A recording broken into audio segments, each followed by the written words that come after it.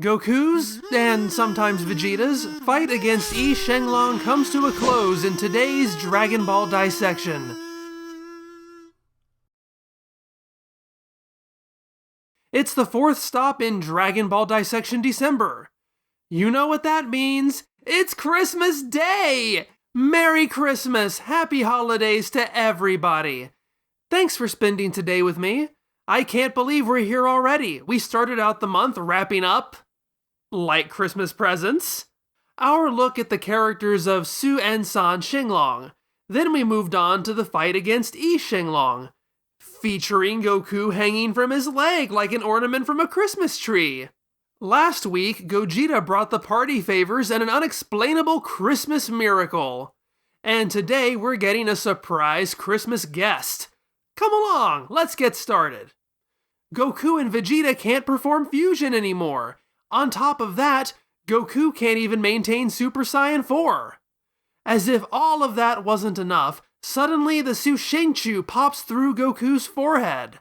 I guess he didn't read the side effects before ingesting.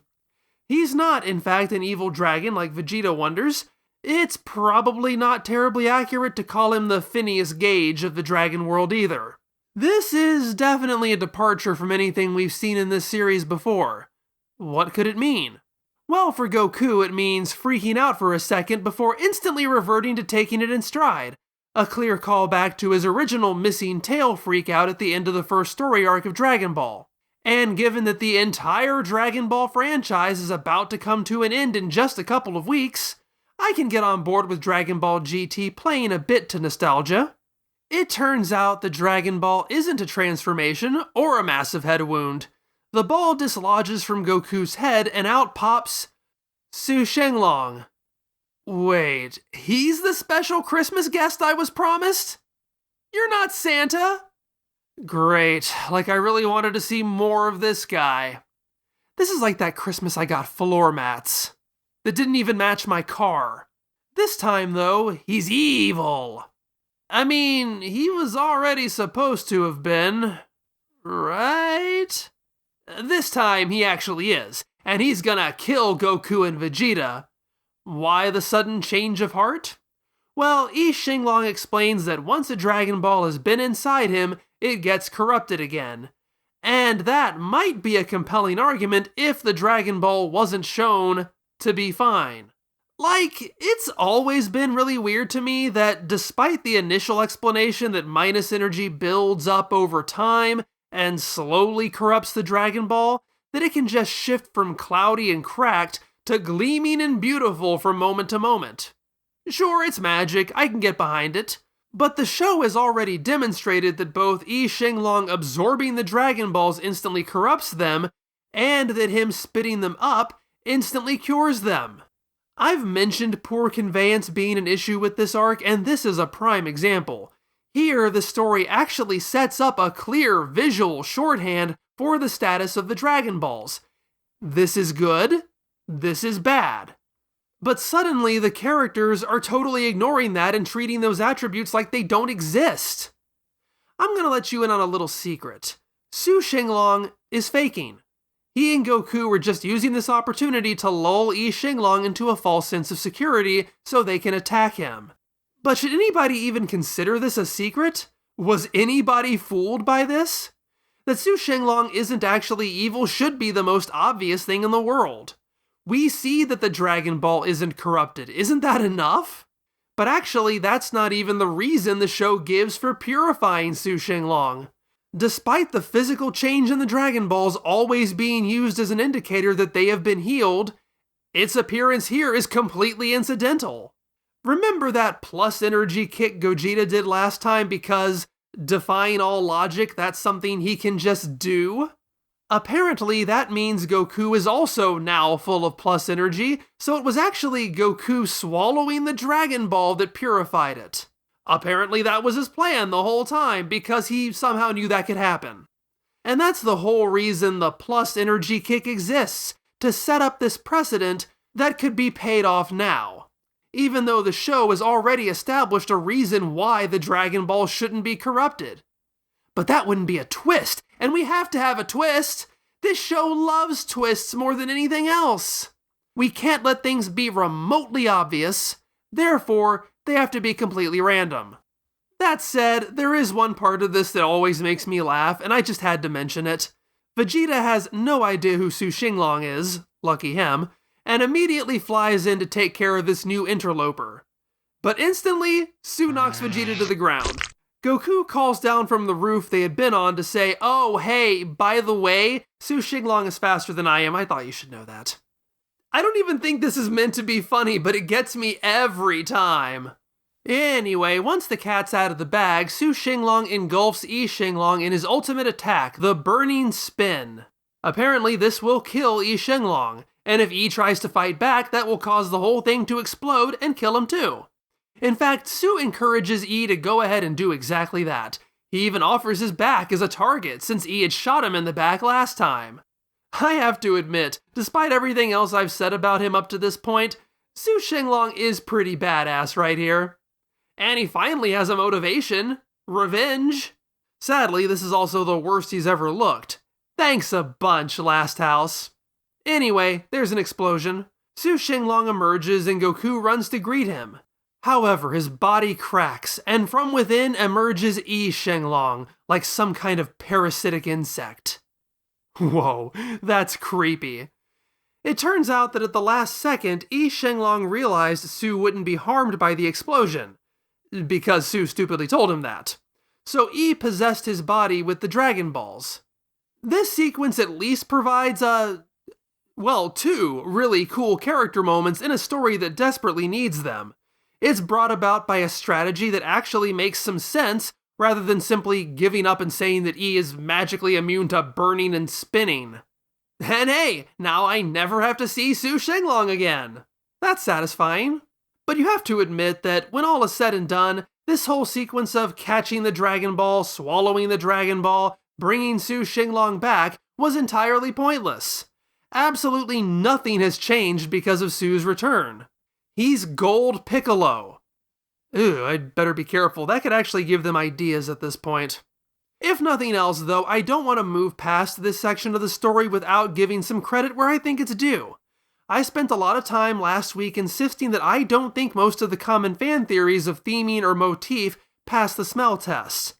However, as forced as it is to have Goku decide to swallow a Dragon Ball, the image of Goku with a Dragon Ball in his forehead does seem to me like an effective use of foreshadowing. Forehead shadowing. Yi Xing Long is the representative of the Dragon Balls, and in his first form, he also has a Dragon Ball in his forehead. By the end of this story, Goku is going to become one with the Dragon Balls, and could also be said to be their new representative. I don't feel I'm giving too much away here. This was already hinted at in the GT special that we covered earlier this year, but the final episode is going to literally show Goku absorbing all of the Dragon Balls. I don't think this earlier moment is random. As a visual motif, this actually has consequences that tie in with the broader narrative of the show and positions Goku and Yi Xing Long as counterpoints. So good on you, Dragon Ball GT. Goku and Vegeta are still backed into a corner, unable to fuse into Gogeta. And then, as if that wasn't bad enough, Vegeta loses his Super Saiyan 4 power too. And this is when I noticed that Vegeta's new tail isn't actually part of his body, but just a part of the transformation because he loses the tail when he loses the form. What? I mean, look, it's a franchise with magic pants and magic hair. This isn't too big of a deal, but still, wasn't forcibly regrowing Goku's tail a huge plot point in the Baby Arc, a prerequisite for all those new forms? But, you say, Vegeta didn't get the form the natural way, he was blasted with a Brutes Waves machine. Baby went through the same thing, growing a tail in the process because he was being blasted with 10 times the normal Brutes Waves, even though the math had it come out to be exactly the minimum that was supposed to be needed for a regular Great Ape transformation. But that was last year's dissection, not this year's. But at least Baby's tail had to be physically removed to undo his transformation. I never got the impression that it would just magically disappear when the transformation ended. But maybe it would have. Whatever, it's fine. It's a technology thing. It's not like this show has ever gone out of its way to make sense, so why start now? Things are at their lowest point. If only Vegeta had his tail, we might not be in this situation. Yi launches another Power Ball. Vegeta stands firm, ready to put it all on the line, put all he has into his final shine and truly be the hero this story deserves. Then Goku punches him in the face and says, "Get that weak mess out of here. Who do you think you are, the main character? This show isn't called Dragon Ball VT. Sit down." So, let me just scratch all that out. Where was I? Goku stands firm, ready to put it all on the line to deflect the Power Ball. He says that they've fixed the world multiple times with the Dragon Balls, but since they can't do that now, he has to make things right and protect the Earth himself. And I gotta say, this is the first time this story has managed to make good on its own premise. I complained in the Cell arc that Toriyama had a perfectly good excuse to get Goku out of the series by having Goku recognize his own recklessness, but he doesn't do that. Here, he kinda does. Given that GT Goku hasn't really been all that reckless, at least not compared to that Goku, the sentiment feels somewhat abstract and distant, but it still manages to work. This is the moment that Goku truly accepts a sense of responsibility for what happens to the Earth. This is the moment where Shenlong imparts his lesson. I think I mentioned this in the Boo arc, but I never had any problem with Piccolo buying time by encouraging Boo to kill the remaining people of Earth. It was the best option amid a lot of bad options. And it was a strategy based around the existence of a specific tool that could fix the repercussions. The Dragon Balls. Here, Goku acknowledges that there is no backup plan. There is no safety net. He has to finish this. He has to succeed on his own.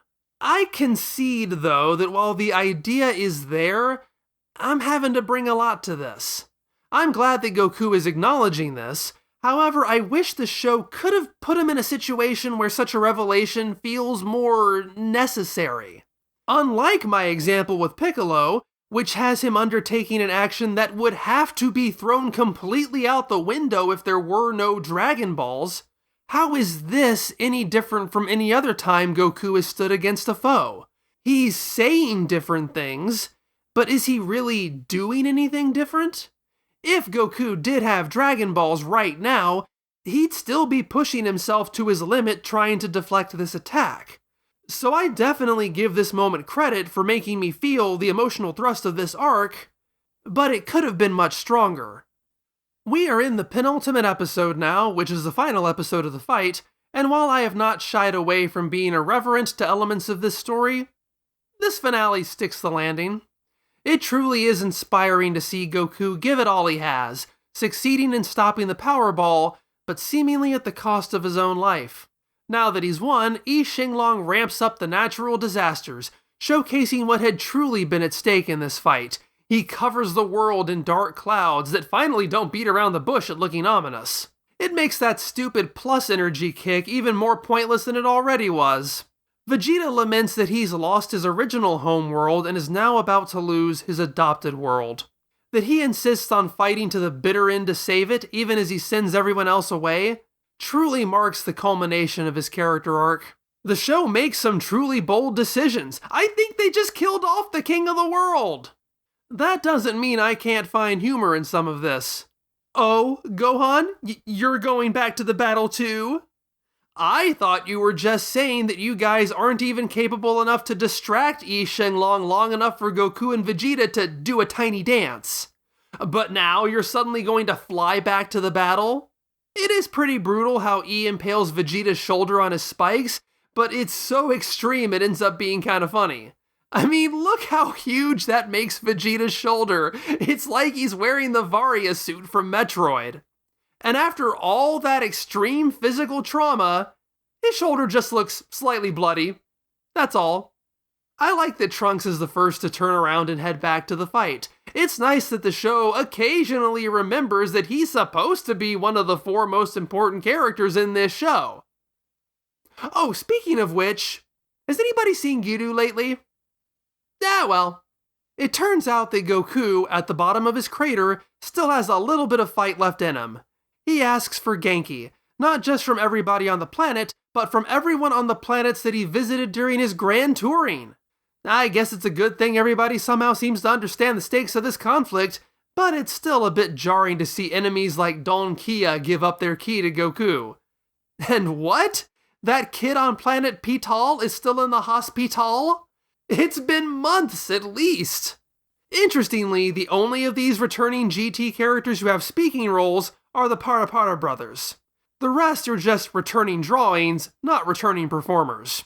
I appreciate, especially after the show tried to sweep those elements and those characters under the rug, that it now gives them the respect they deserve and makes them integral to the final victory. It puts a nice little bow on everything and ensures GT maintains its own identity.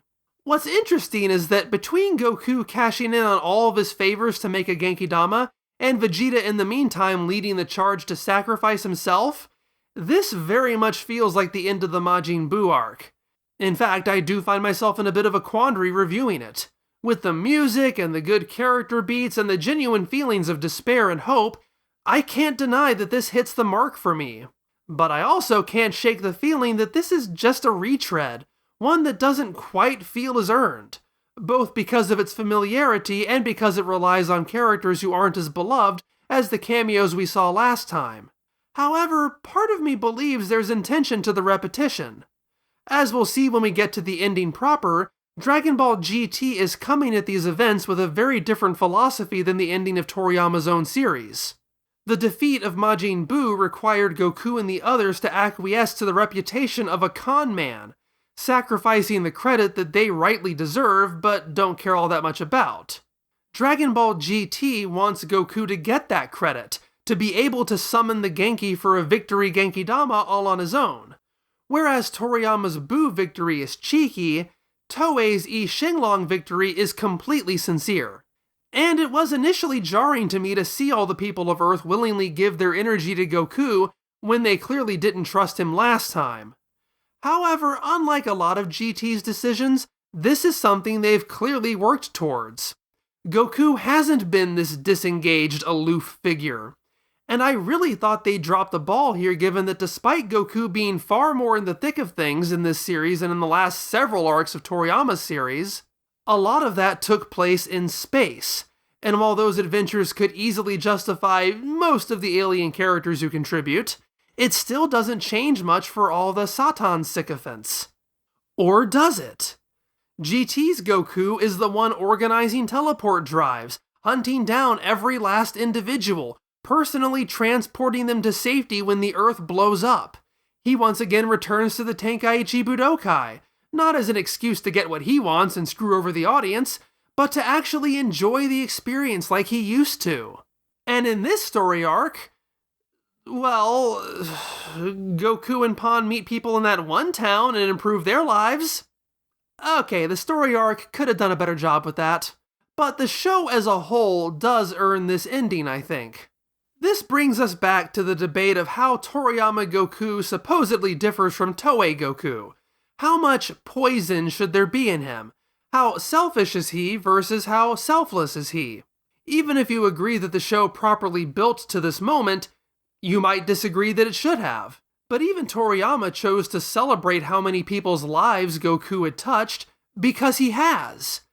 Even if you think that Goku is primarily selfish, he has built connections with others. This just builds on that. I think Goku is stronger when he takes advantage of that feeling of unity. As Mr. Satan proved, there is value in good PR. So just as Vegeta is about to take his own dirt nap, his position on the ground next to the crater's edge allows him to see what Yi Xing Long hasn't yet noticed. It's Goku, baby! He rises up with his Genkidama, and for some strange reason, Yi can't do anything to him anymore. Goku finishes him off, and we get to see Yi's skeleton and everything as he slowly disintegrates. Pretty cool. But now that it's over, and everyone runs out to congratulate Goku, who is motionless on the ground, the Dragon Balls glow. Shenlong appears, the real Shenlong. But nobody summoned him. Well, I don't know. At this point, given that 7 or 8 evil dragons just came out and did their own thing, I think it's fair to expect the normal rules to no longer apply. But this actually is a big deal, as we'll see next time. There's just one more to go before Dragon Ball Dissection December and our look at Dragon Ball GT are over. Next time we'll finish up the story arc and take a look back at it all. That'll be out on New Year's Eve, but of course you can see it right now as a $10 or higher patron. Thanks as always for spending Christmas with me. Thanks to all my patrons for their presents, and I hope this present to all of you was just what you wanted to open as well. I will see you next time!